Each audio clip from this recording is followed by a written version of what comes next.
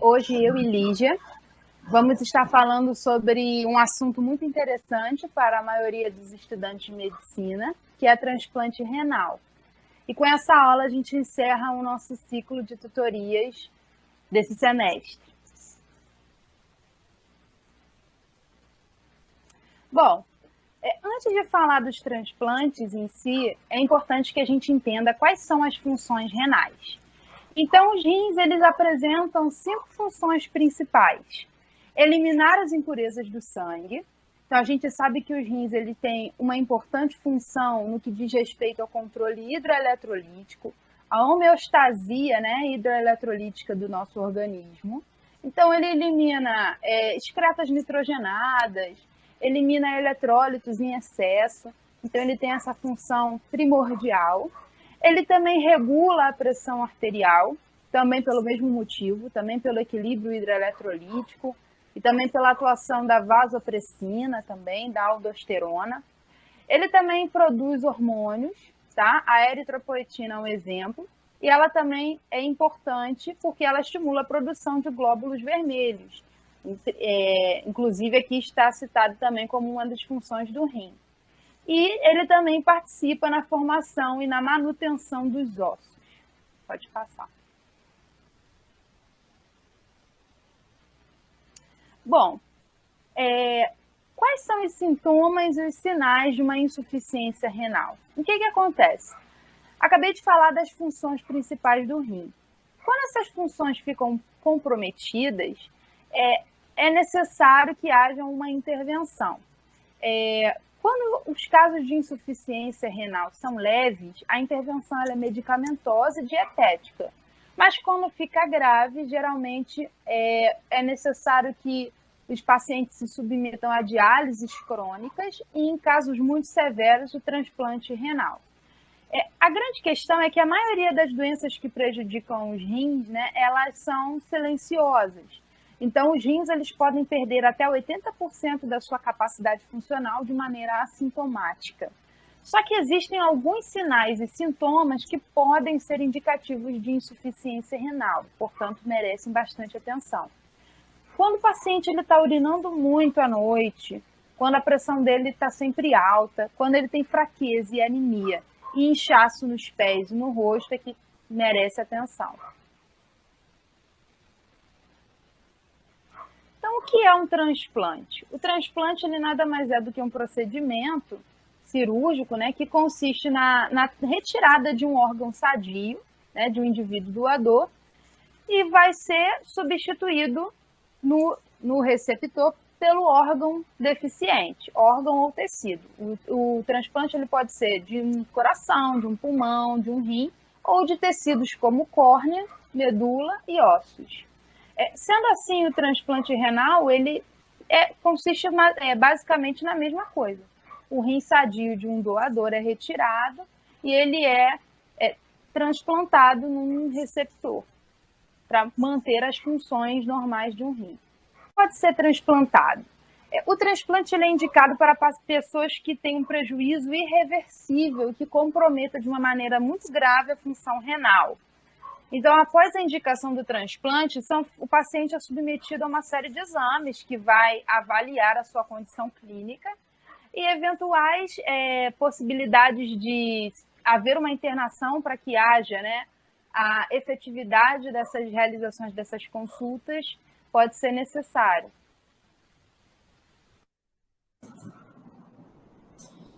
Alguns critérios de inclusão gerais para poder ser um receptor de um órgão, de um rim, são estar realizando alguma das modalidades de terapia renal substitutiva, ou seja, uma pessoa que ela está atualmente fazendo diálise de maneira crônica, né? Ela não tem outra alternativa, ela faz a diálise constantemente, e apresentar depuração de creatinina endógena menor do que 10 ml por minuto por metro quadrado, que é um critério laboratorial. Esse critério ele varia um pouco em relação, por exemplo, a crianças ou a pessoas diabéticas. Então, esse número ele é um pouco variável. Esse aí seria o critério geral. Existem também algumas contraindicações absolutas em relação a receptores de órgãos. Então, pessoas que estão atualmente com uma doença maligna em atividade, pessoas que estão com câncer, não podem receber um órgão transplantado. Assim como alguém que está com uma infecção ativa, uma doença vascular periférica com impossibilidade de reconstrução, doença cardiopulmonar grave, abuso de drogas atualmente, a pessoa que já teve um abuso de drogas e hoje não usa mais, pode realizar o transplante. Mas a pessoa que atualmente faz uso de drogas, ela não vai poder realizar.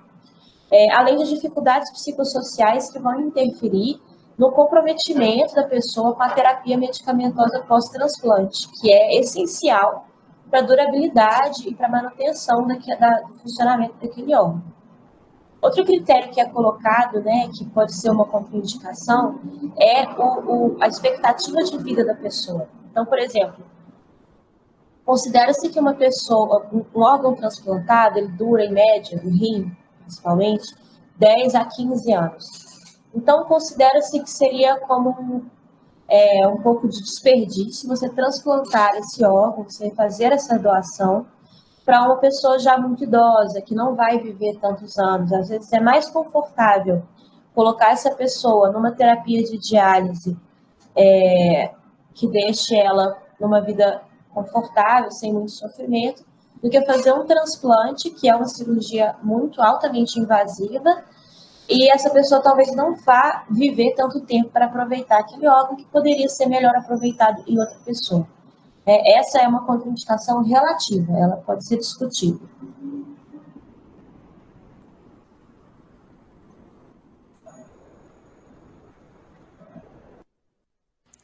Então, quem pode ser o doador? O doador, ele pode ser... Um transplante renal ele pode ser realizado a partir de doadores vivos ou falecidos, né?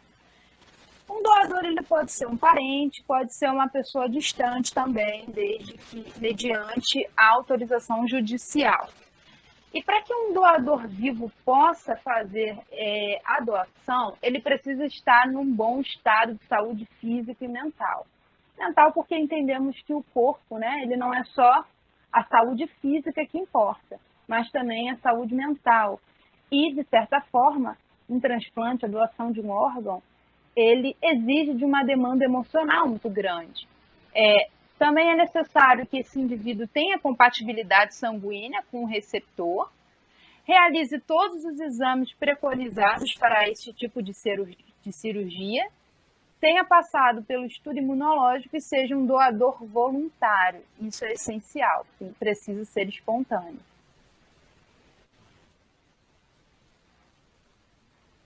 Bom, a seleção do doador ela é simples, ela é feita a partir de exames que provem a compatibilidade do tipo sanguíneo, prove a histocompatibilidade com os receptores, né, a compatibilidade do tecido. Então, é dessa forma que é feita essa seleção.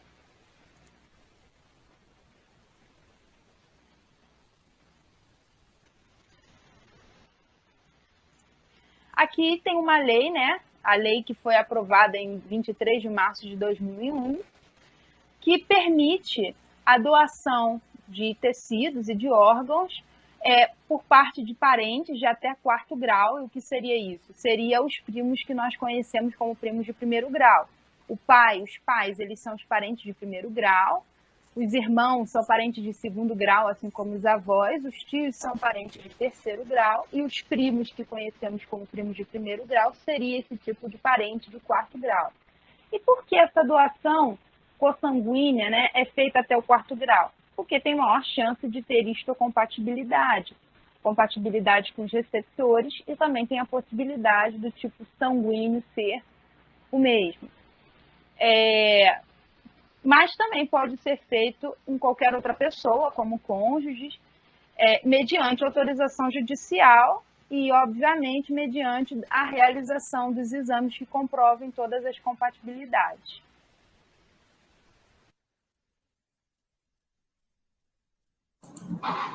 É interessante também te destacar que essa necessidade de autorização judicial é uma maneira de você coibir a venda, né, de órgãos, né? Bom, Quanto à cirurgia do doador, a gente vai falar um pouquinho sobre a técnica cirúrgica.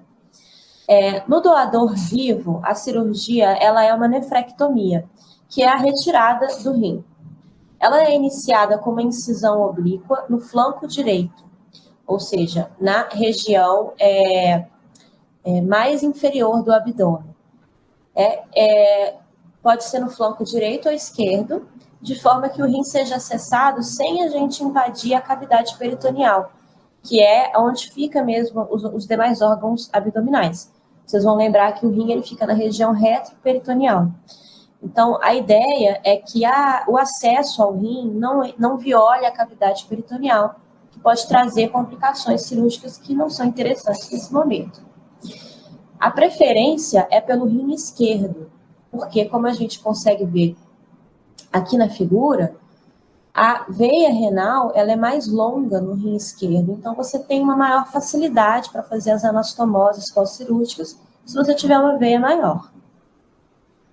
No entanto, quando você usa o rim esquerdo, você tem uma diferença que é a consideração das veias suprarrenal e gonadal. A gente consegue ver aqui a veia suprarrenal, aqui, e a veia gonadal, que é essa aqui, que saem da veia renal esquerda.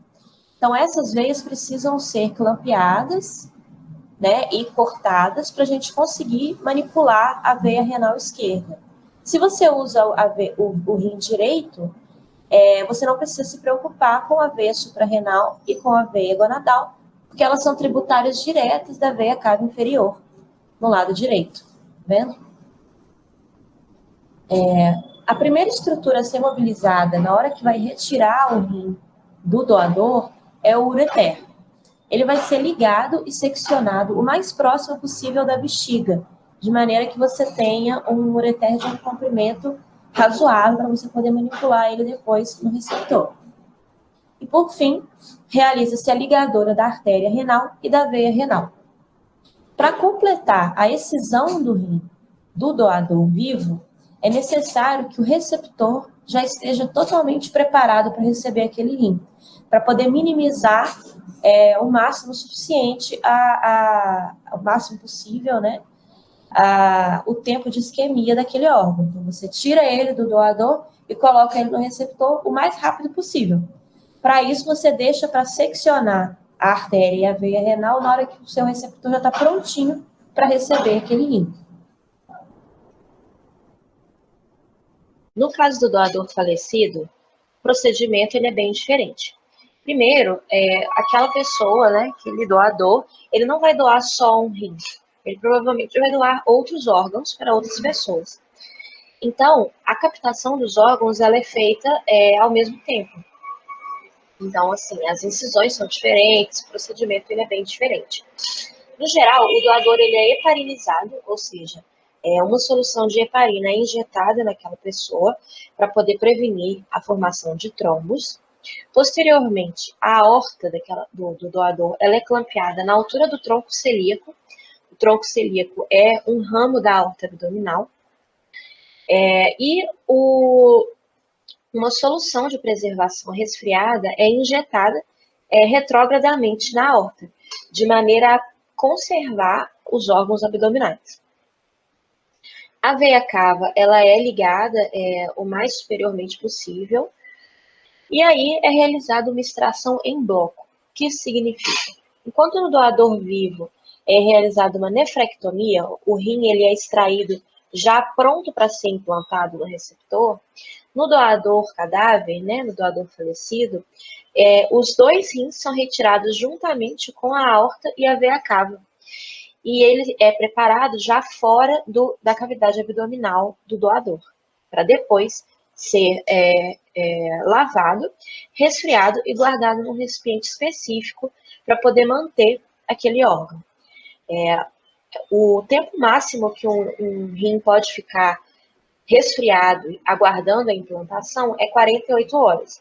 Mas a orientação é que seja realizado o transplante o mais rápido possível para minimizar ao máximo o tempo de isquemia do órgão. Além disso, o tempo máximo para retirada do órgão após a parada cardíaca é de 30 minutos.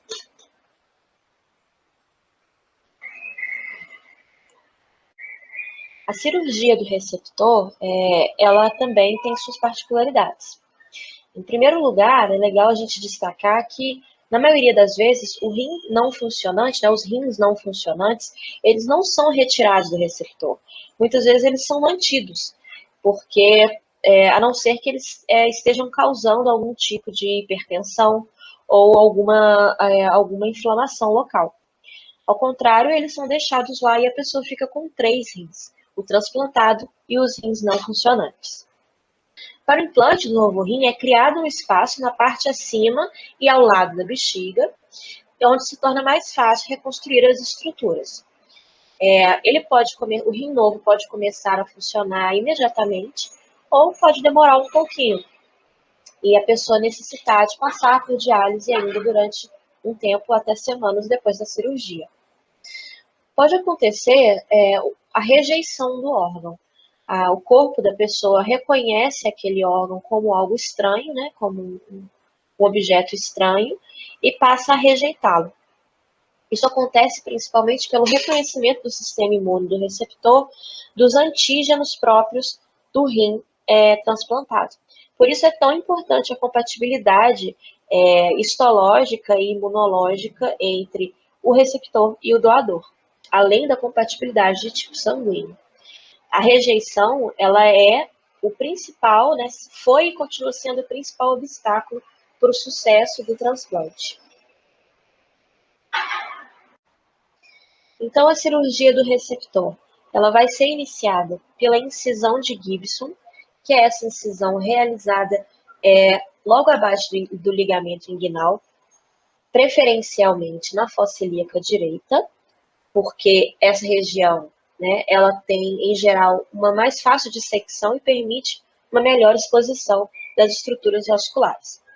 Isso não vai ser verdade no caso de uma pessoa que já realizou uma cirurgia na região, por exemplo, porque cirurgias deixam aderências, cicatrizações, e isso vai dificultar o manejo das estruturas, ou por outros motivos, por exemplo, variações anatômicas que aquela pessoa tem, que vão dificultar também a realização.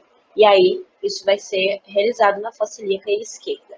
Mas, em geral, é preferida a fossa ilíaca direita.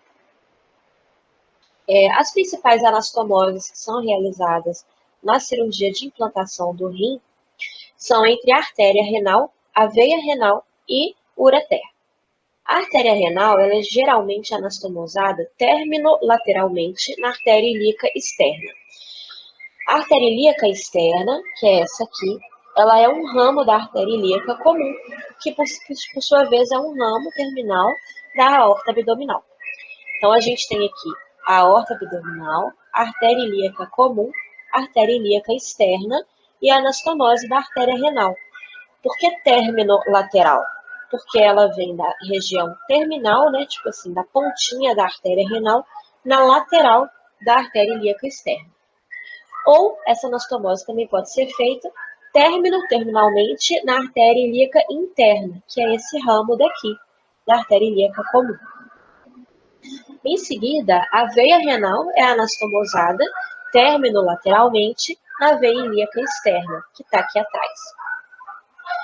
Já o ureter, ele vai ser anastomosado na bexiga de uma maneira bem específica, que é chamada de ureteronelcistostomia. Por que essa anastomose ela é diferente?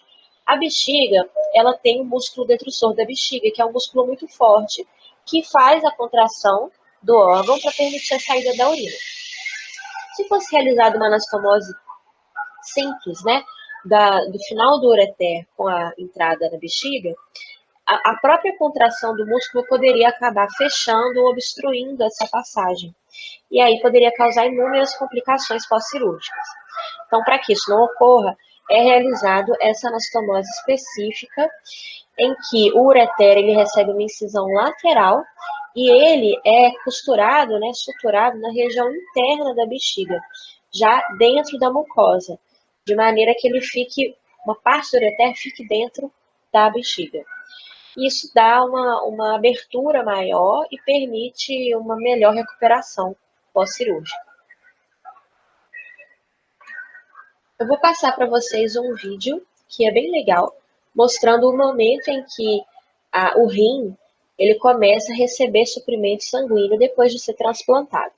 Então, esse rim aqui, como a gente pode ver, ele está bem branquinho, ele está isquemiado. E aí, as anastomoses já foram realizadas e só falta tirar o clamp, né, desobstruir as artérias e permitir o fluxo sanguíneo. E aí a gente consegue ver no vídeo esse rim ficando rosa por causa da perfusão sanguínea. Então aqui a gente vê que ele está bem branquinho.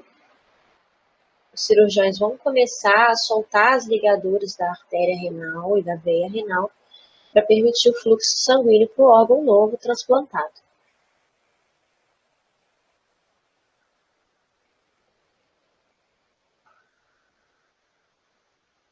Ó, tiraram o clipe, tiraram o outro clipe. E olha, imediatamente o rim fica rosa e a gente consegue ver, inclusive, a artéria renal pulsando com o fluxo sanguíneo. Não é raro também que já se inicie a produção da urina durante a cirurgia e que já saia, né, um jato de urina do ureter imediatamente depois, após a implantação. Então, é super legal esse vídeo, né, para a gente ver como é rápido a reperfusão sanguínea. Bom, qual a chance de sucesso de um transplante renal? É uma chance alta. No geral, ela gira em torno de 80%. Então, é realmente uma saída, né, uma solução muito, muito interessante para pacientes em falência renal. O custo de um transplante renal, em regra, varia entre 20 mil e 80 mil reais. No Brasil, mais de 80% das cirurgias são feitas pelo Sistema Único de Saúde. A sobrevida da cirurgia, como eu tinha mencionado antes, ela, quando você recebe o rim de um doador vivo, gira em torno de 15 anos, e se for um doador falecido, é de 10 a 12 anos. Então, essas são as nossas referências. E é isso. A gente espera que vocês tenham gostado. É um tema muito interessante. Doação de órgãos é muito, muito rico, são tanto em questões de anatomia, quanto na própria técnica cirúrgica. Então, eu espero que tenha sido uma maneira legal de terminar o módulo 4 e o nosso semestre juntos. Muito obrigada. Bom recesso para vocês.